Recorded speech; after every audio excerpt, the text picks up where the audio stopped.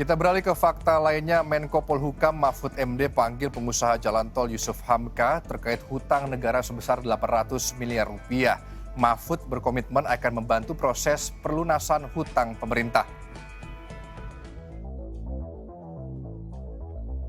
Pengusaha jalan tol Yusuf Hamka tengah jadi perbincangan. Ia menyatakan negara memiliki hutang sebesar 800 miliar rupiah kepadanya dan tak kunjung dibayarkan. Menanggapi hal ini, Menko Polhukam Mahfud MD memanggil pengusaha jalan tol yang juga pemilik PT Citra Marga Nusapala Persada ini. Dari penjelasan dan dokumen yang saya miliki memang kalau dari sudut hukum ya negara punya utang. Karena terlepas dari kontroversi yang menyertai, karena itu sudah putusan Mahkamah Agung, sudah inkrah sampai PK, dan sudah pernah diakui oleh negara dengan satu perjanjian resmi. Cuma ketika ganti menteri lalu itu tidak jalan. Presiden resmi menyatakan kalau negara punya hutang kepada rakyat sama kewajibannya.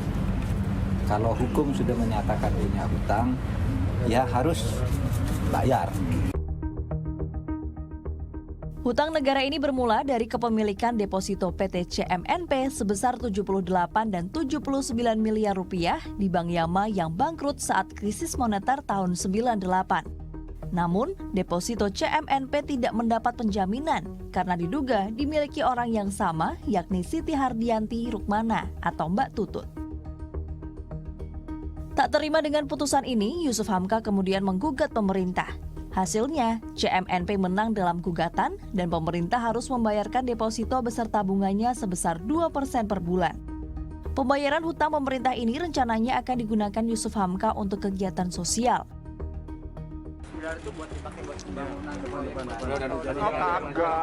Itu nanti kita pakai buat hal-hal yang berbau kemanusiaan. Putusan MK terkait hutang negara terhadap Yusuf Hamka sebenarnya telah diakui oleh negara ketika Menteri Keuangan dijabat oleh Bambang Brojonegoro tahun 2016. Namun karena pergantian pemerintahan, pembayaran hutang menjadi macet. Menko Polhukam berjanji akan segera berkoordinasi dengan Kementerian Keuangan untuk membahas permasalahan ini. Rifki Rizky Ancori melaporkan untuk NET.